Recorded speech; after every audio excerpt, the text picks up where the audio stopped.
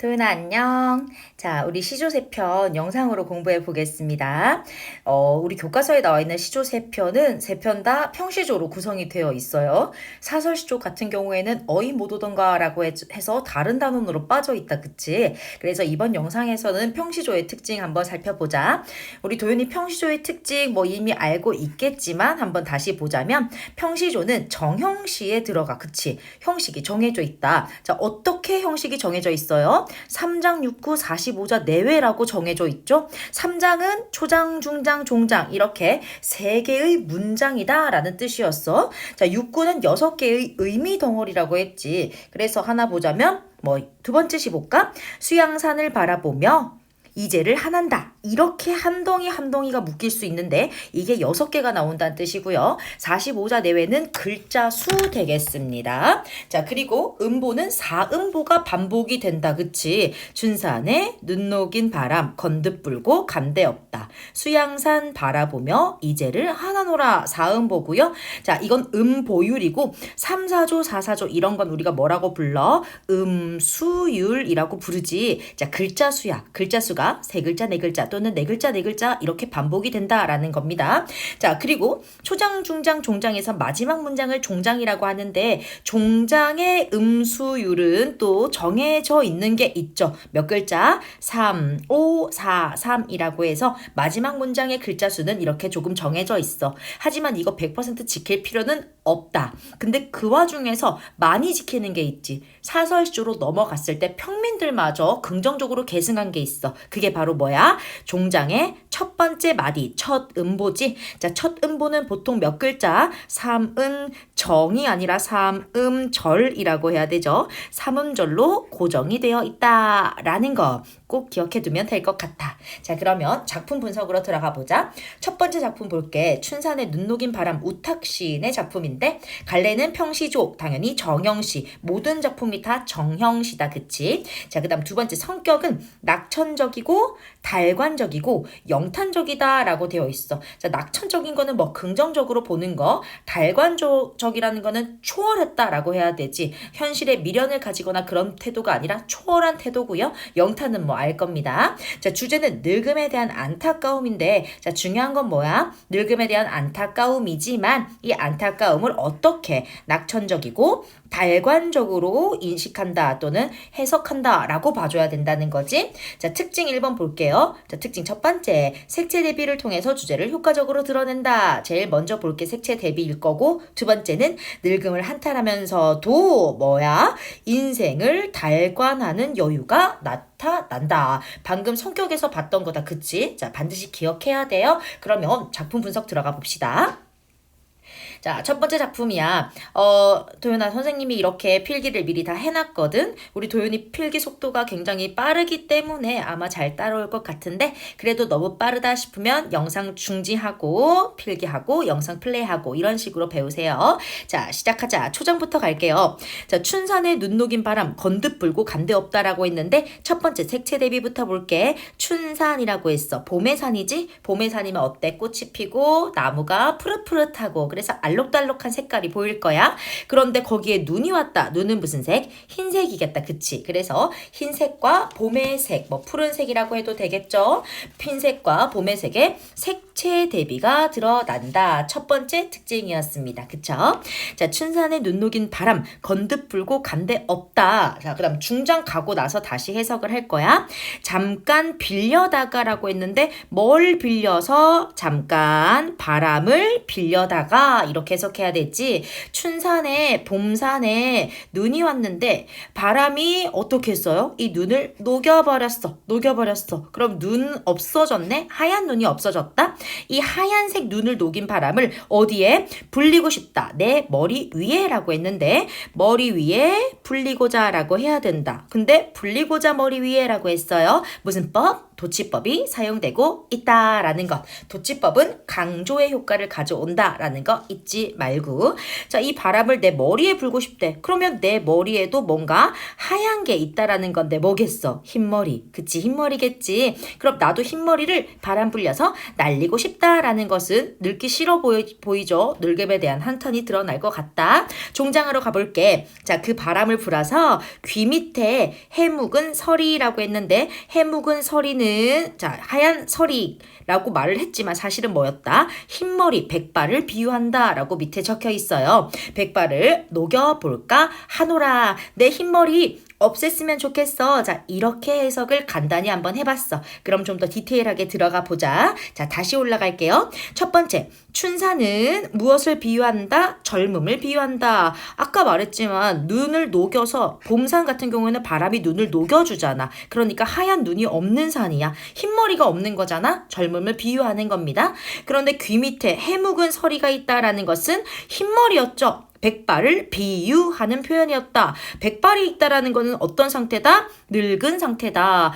나 옛날에 젊을 때 있었는데 늙어버렸네? 그렇기 때문에 뭐가 드러나? 인생 무상, 무상감이 드러난다는 거야.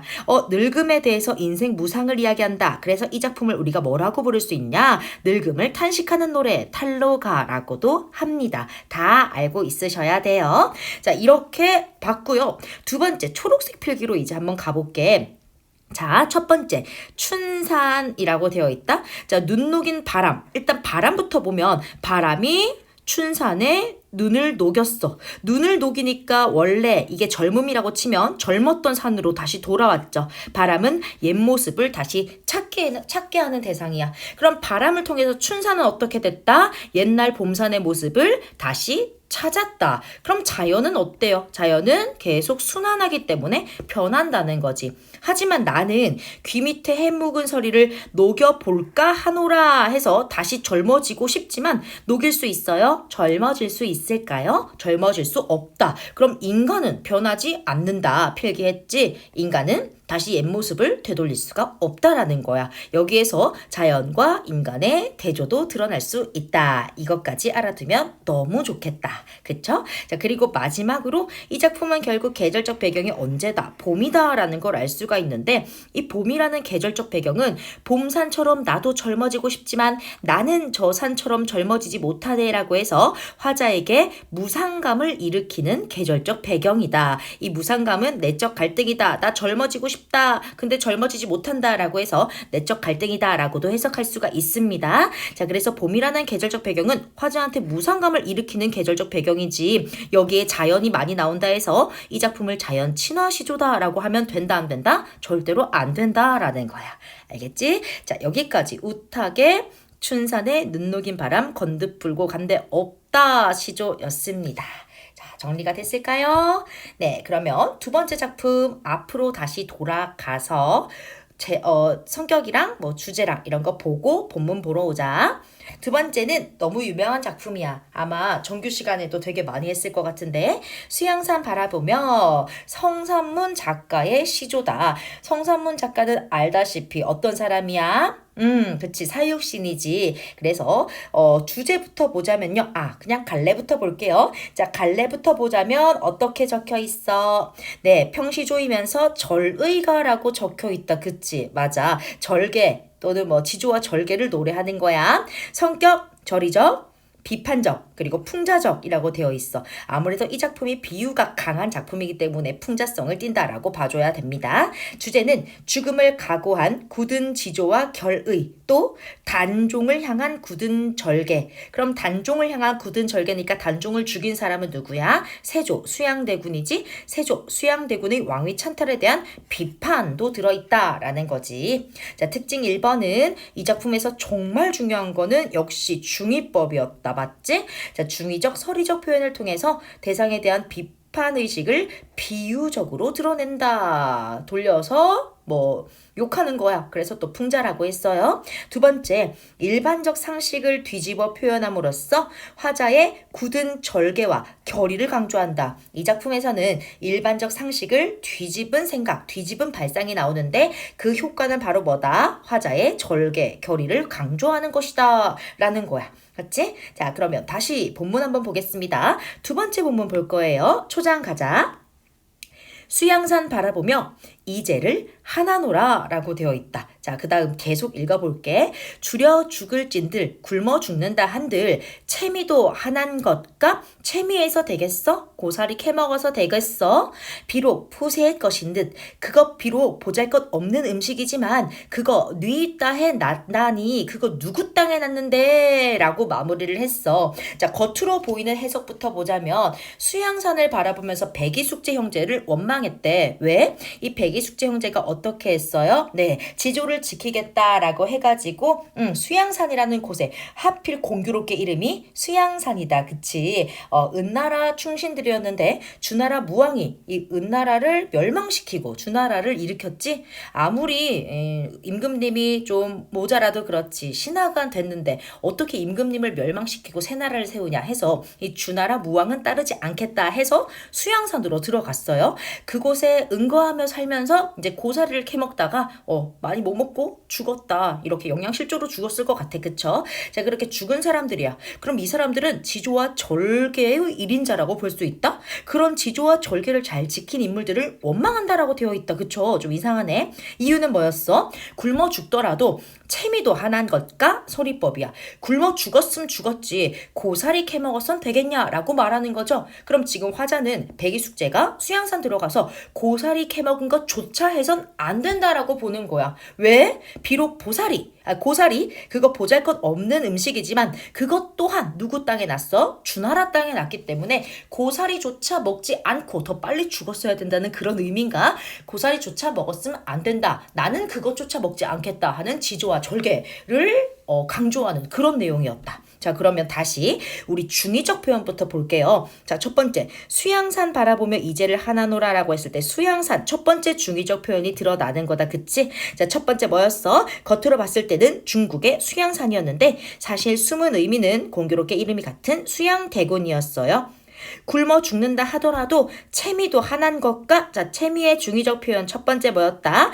수양산 바라보면서 나는 고사리 키워 먹어서 되겠어? 라고 말했대. 자, 근데 이거는 수양대군으로 치면 수양산에 나는 고사리니까 수양대군이 주는 먹게 살게 해주는 것 바로 뭐다? 녹봉, 월급이라고 생각하면 되지. 수양대군의 녹봉이야. 이것도 먹지 않겠다. 받지 않겠다. 왜? 그거 비록 보잘것 없지만 누구 땅에 났는데 고사리는 주나라 무왕이 관리하던 주나라 땅에 났기 때문에 고사리조차 먹으면 안 된다. 그리고 또 이거 똑같은 거지. 수양대군이 주는 거니까 녹을 받지 않겠어. 수양대군이 주는 녹은 받지도 않겠다 하는 거였습니다. 자, 중의적 표현 먼저 살펴봤고, 자, 그럼 두 번째 수양산 바라보며 이제를 하나노라 다시 가볼게. 자, 여기서 이제는 고사 인용이라고 선생님이 적어놨는데, 자, 여기에 있어 백이와 숙제 고사였지. 고사에 대해서는 선생님이 방금 앞에서 이야기를 했습니다. 자, 하지만 이 이제는 충신의 대명사인데 이 이제를 한한다, 원망한다.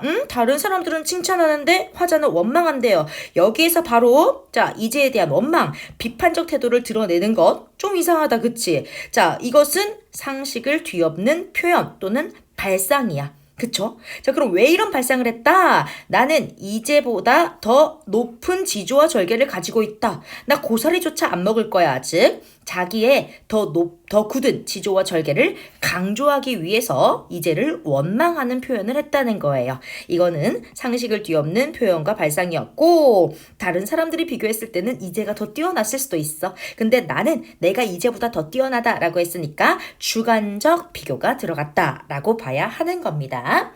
자, 두 번째, 줄여 죽을 찐들 채미도 하는 것과 고사리 캐먹어서 되겠어? 의문형이지. 비록 푸세의 것인들 그거 누구 땅에 났는데 의문형이지. 자, 하지만 대답이 정해진 의문형입니다. 고사리 캐먹어선 되겠어? No! 라는 대답이 정해져 있죠. 그래서 다른 대답을 원하지 않는 의문문 바로 뭐다? 설의법이 사용되고 있다. 자, 설의법을 통해서 효과는 뭐예요? 비판적 태도를 역시 강조하는 거다.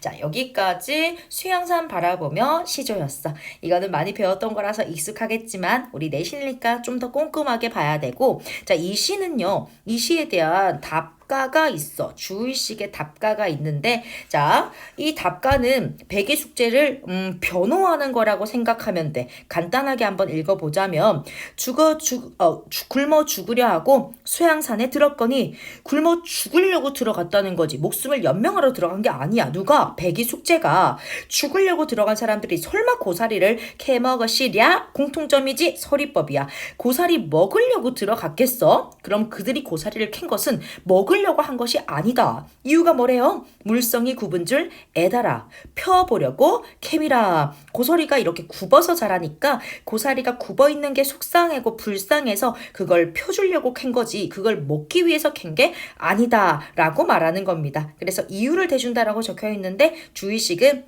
방금 성산문이 이제를 비판했는데 그것을 변호해주는 작품을 답가로 썼다라고 보면 돼요. 자, 공부했으니까 다시 사진을 줄이고 마지막 시조 볼게. 자, 특징부터 봐야 되지. 이번에는 작가가 홍랑이야. 홍랑. 홍랑 이름만 들어도 어때? 뭐 같아? 기생 같다. 그치? 자, 그래서 세 번째 작품은 우리가 기녀시조에 속한다 라고 해야 됩니다. 자, 기녀시조 같은 경우에는 특징이 우리말의 표현을 아주 아름답게 했다라는 표현도 있고 다른 남자들보다 또 감정도 좀 애절함이 드러나는 것도 있어요. 성격 감상적이고 애상적이고 여성적이다. 주제는 이별의 정한. 고등학교 1학년 때 배웠던 황진이 시조나 또는 진달래꽃 같은 거 기억하면 될 것 같아.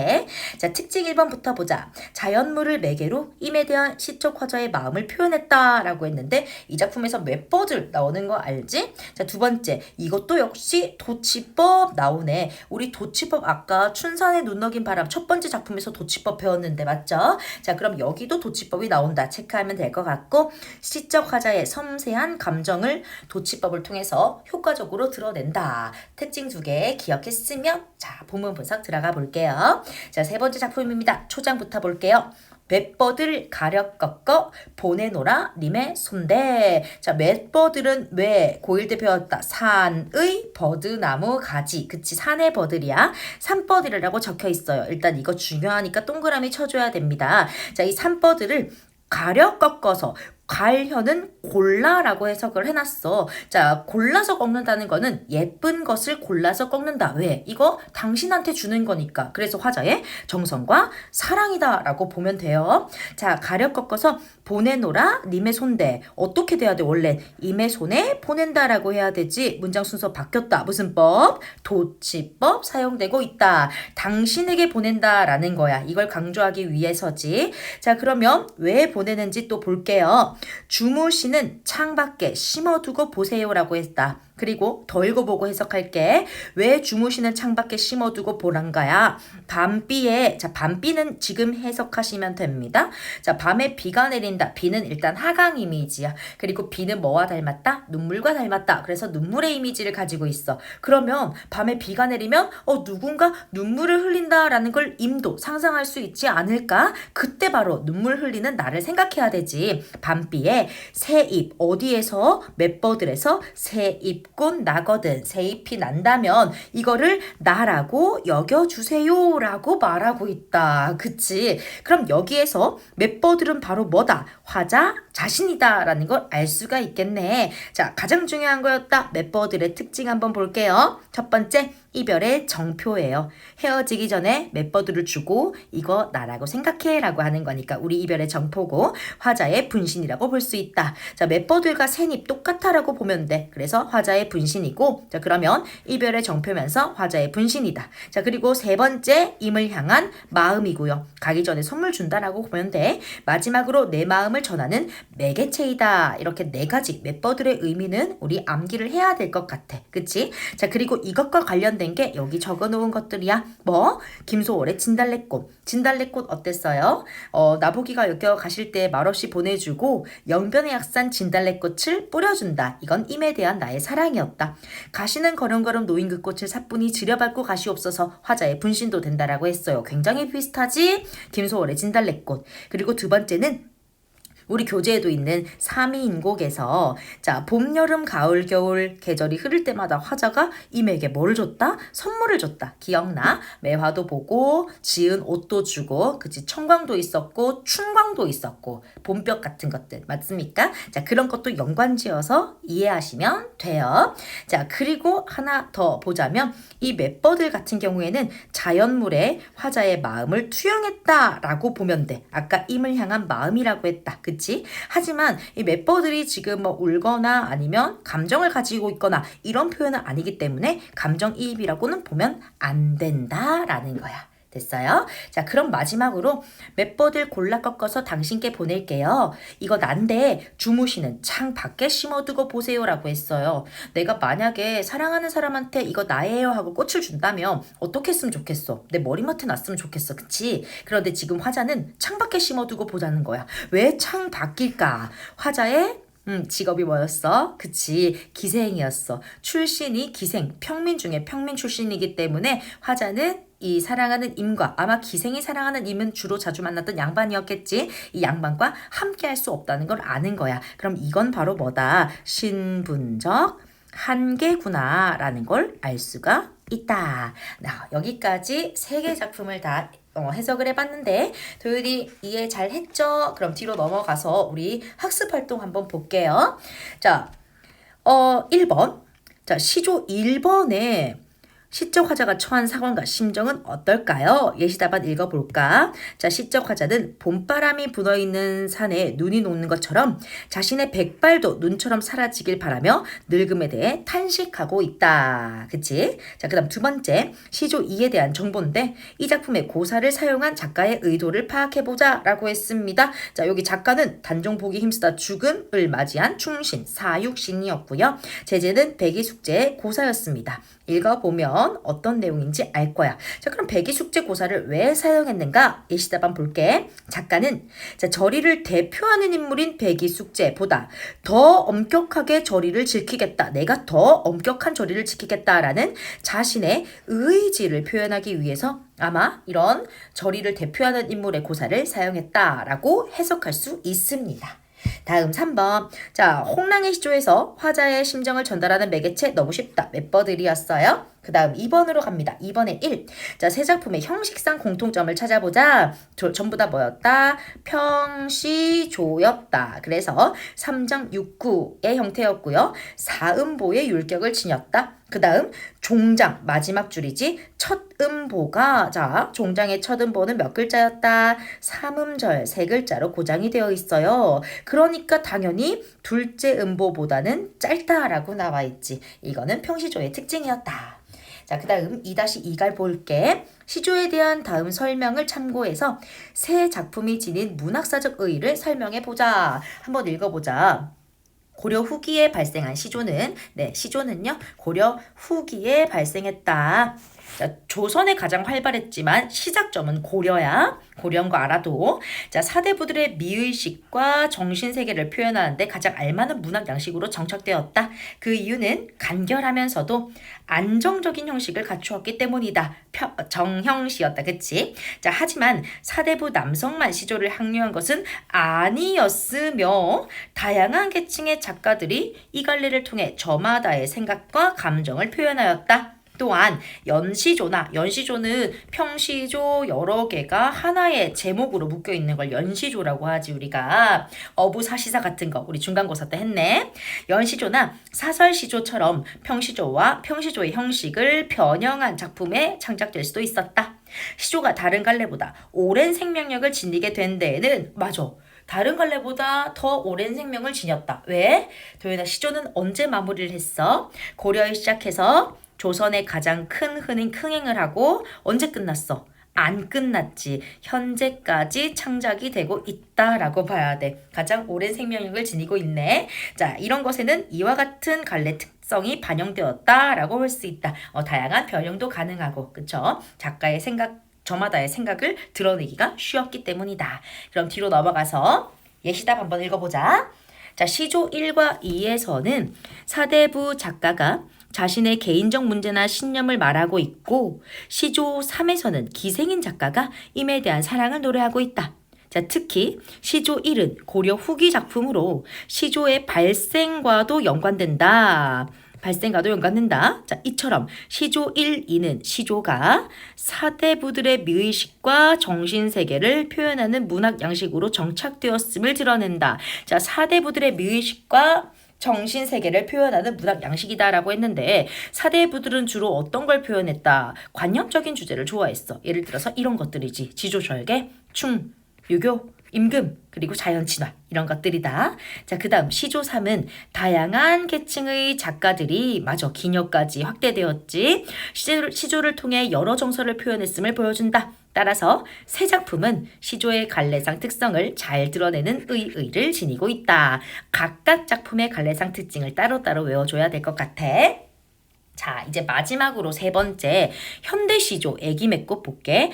현대시조. 아까 시조는 현재까지도 이어지고 있다라고 했다. 그치? 자, 시조의 가치에 대해 생각해 볼게요. 홍성란 작가의 애기맺꽃이다. 자, 현대시조고요. 성격은 성찰적이다. 주제는 자기 중심적이었던 자신에 대한 성찰을 드러낸다. 근데 앞에 작품에 성찰적 작품은 없었다. 그치? 주제도 새로운 거네. 특징 보면 중요한 특징이야. 이것도 시조니까 사음보가 반복되는 것은 지켜준다는 거. 자, 두 번째, 꽃의 외향적 모습을 시적 화자의 성찰적 모습과 관련지어 주제의식을 효과적으로 드러낸다라고 되어 있다. 자, 작품 볼게. 한때 세상은 날 위에 도는 줄 알았지 라고 했을 때, 이건 언제? 한때 세상은 이거 알았지 라고 했으니까 과거 내 생각이었다. 그쵸? 날 위에 도는 거, 자기 중심적으로 세상을 인식했다. 이젠 안 그렇다는 거지. 화자에 성찰이 들어간다 했어요. 앞에 작품들은 성찰은 없었다. 자, 그리고 이거 몇은 뭐야? 한때 세상은 날 위해 도는 줄 알았지. 사음보 들어갔네. 자, 중장 가볼까? 날 위해 반복되네. 돌돌 음성 상징어지. 감아오르는 줄 알았지. 역시 사음보네요. 들길에 쪼그려 앉은 분홍치마 계집애. 자, 분홍치마 계집애 어리고 미성숙한 존재에 비유했다라고 되어 있다. 애기맺꽃을 의인법이라고 나와 있습니다. 됐습니까? 자, 그럼 여기에서 우리가 1번으로 가볼게. 자, 다 앞에 있는 시조와 비교할 때 형식적인 면에서 어떤 차이가 있었냐라고 한다면 예시답안. 자, 장이 연으로 바뀌었으며 평시조의 기본 형식인 3장 6구는 유지하지만 어떻게 됐어요? 1년과 3년은 1년, 3년은 2행으로 하나 둘 2년은 1행으로 제시해서 변형을 시도했다. 우리 앞에서 봤던 고전 시조들은 전부 다 1행 이렇게 되어 있다면, 자, 현대 시조는 첫 번째는 1년과 3년 같은 경우에는 2행으로 변형을 시도했다. 하지만 공통점은 사음보는 유지하고 있다라는 것 알아두면 되겠습니다. 네, 여기까지 시조 4편 해석을 해봤고, 어이모도동가도 수요일이 내일이지. 내일 영상을 찍어서 보내줄게요, 소연이. 자, 그러면 열공하고 이번 기말도 잘 쳐. 파이팅!